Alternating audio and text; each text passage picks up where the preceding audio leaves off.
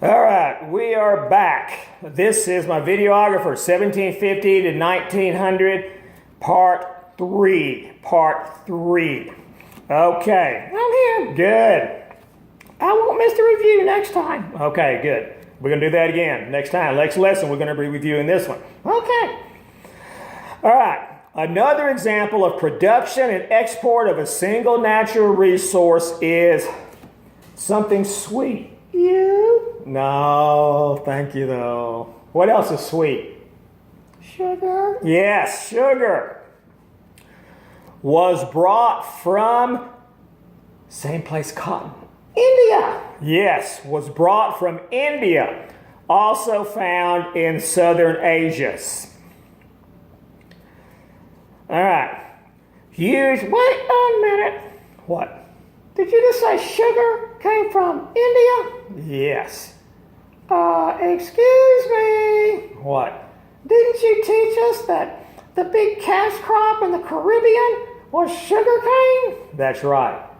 Duh. Why did it come from there? Well, who controls that area? Spain? That's right. Is Spain an industrialized country? Ooh, no. Exactly. There is sugar cane in the Caribbean, but it's all under Spanish control. England doesn't want to buy sugar from Spain.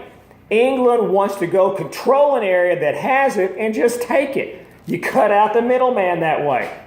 All right. Getting kind of close there, weren't you? Yeah. Okay. Letter A was brought from India. You just said that. I know. Huge demand for it in England. Huge. Now, what would be built to process sugar? Factories. Of course. Huge factories were built to process the sugar. We have a bunch of these production and export of a single natural resource, don't we? We sure do. All right, number 10.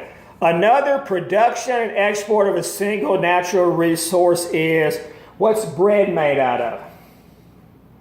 No idea. Wheat. Say that again. Wheat. You sound funny. I know. Wheat. Started in Mesopotamia. Wait, where's Mesopotamia? Basically Iraq, between the Tigris and Euphrates River. One of the ancient civilizations. Oh, the Fertile Crescent? That's right.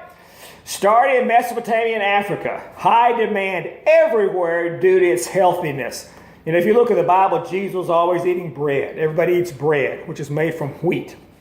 Letter B, one of the main reasons for great increase in more food you have, the more Population. That's right, population. So wheat is another one of the single natural resources. All right. Another production and export of a single natural resource is meat. Meat. Right. Supplies great source of, what does meat supply? Protein. Right, protein. And protein gives more what than vegetation does? What? For example, a cow has to eat all day long because vegetation doesn't have as many calories as meat does. You gave the answer. I did. Calories. Protein always has more calories than vegetation. You take a pound of protein and a pound of vegetation, the protein has massive more amounts of calories than does the vegetation, which is why people who want to lose weight switch over to the vegetation. You might want to think about that. Hush! All right. Number 12. This is another single natural resource that's used for export. Guano. What is that? It's from birds, such as seagulls. Used as fertilizer. Can be found along any coast. What do birds do? Fly. What else do they do? Lay eggs. What else do they do? Build nest. Can you think of anything else? They poop. That's right, they poop. But let's don't put poop down. Let's put the word... I'm not saying. Manure. Manure. Good save. Thank you. Manure. Also, bat guano is supposed to be very, very fertile. If you can get your hands on a couple of sacks of bat guano, I would buy it for my vegetable garden. What? I would. You would. Number 13, another example of production and export of a single natural resource is metals and minerals found throughout the world. Okay, that's just kind of common sense. Yeah, I know. I don't even have an underline for that. All right, let's go to 14. With the development of industrial production, there was a huge contribution to the decline of economically productive, agriculturally based economies. Agriculturally based economies. Don't even think about going on until you explain that. I don't get it. They don't get it. Nobody gets it. All right, let's look at that again. The development of industrial production, huge contribution to the decline of economically productive, agriculturally based economies. Before, almost everybody made their living on the farm. Can you quit shaking me? Sorry. Almost everybody made their living working on the farm. Now, there is hardly anyone working on the farm. So there's no food? No, there's more food. How? Because now one farmer has a tractor. He can do the work of 100 people. Oh, So that is what that's talking about. With the development of industrial production, in other words, we're cranking out tractors. There is a huge contribution to the decline of economically productive, agricultural-based economies. Almost no person, his job was farming anymore.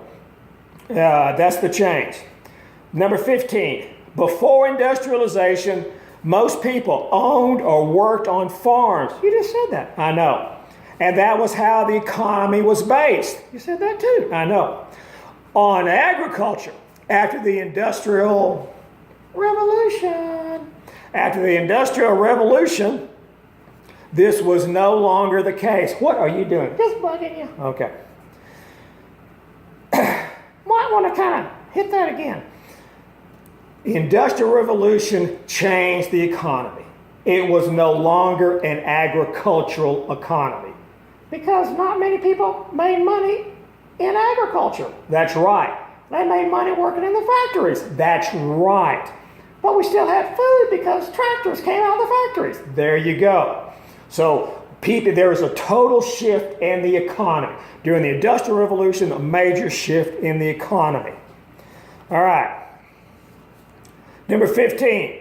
A good example of a declining agriculturally based economy is the textile production in, where's the cotton? India. In India. By this time, Britain had gained control of many coastal port cities in India. What do you mean? They just flat went in and took it over. But it's India. Not anymore. Now it's Britain's. Why? Because they have more guns than the Indians do. Oh, kind of like a war? Well, it really wasn't a war. They just went in and took it over. Well, didn't the Indians say, go away? Yeah, they did, but the British had guns and said, make me. Ooh, Yeah. they couldn't. No, they couldn't. So you have English controlling port cities in India. Prior to the British arrival, women ran the textile business. Well, I remember that because when the Muslim traders and European traders came to the Southeast for the first time, they had to deal with women. That's right. That's right. And the women have been in control of all the textile production. And they made a good living. Good. Yeah, it didn't last long. Oh, All right.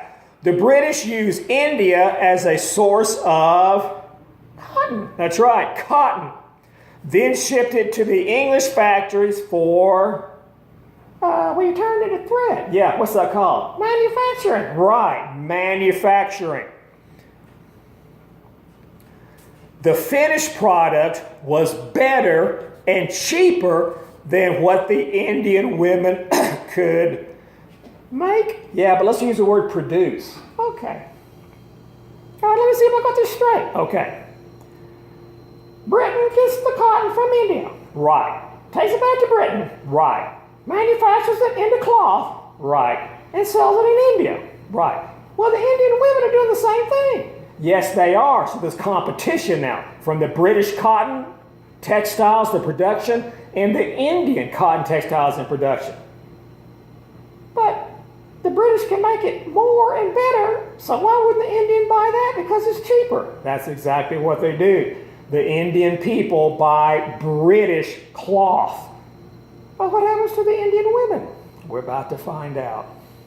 All right. Therefore, the Indian women textile workers lost their jobs. That's sad. It is sad. Yes, it's very sad. A sad time. The textile industry was one of the few places women could Work. could work. And now that's gone. That's sad. Yes, it is. It's very sad.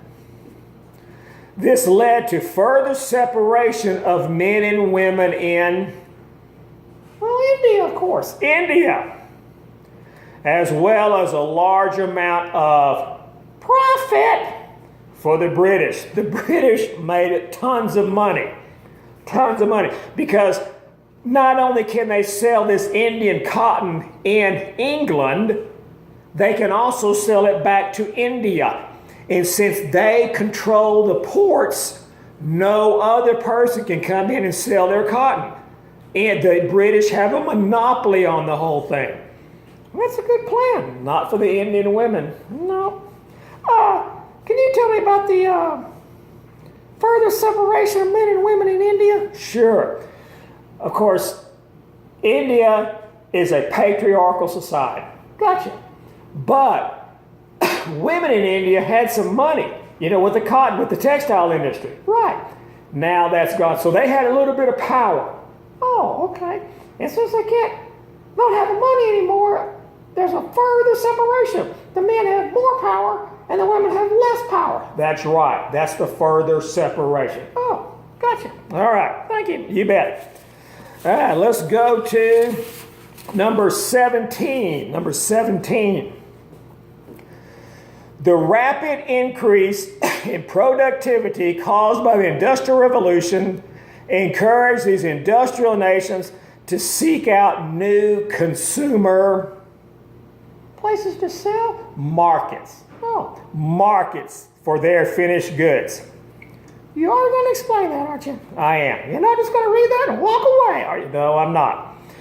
Rapid increase of productivity. In other words, all of these factories are creating tons of product X's everywhere. We're going to go ahead and end it right here, and I'll start the next part in just a second. So we're going to pause it right there.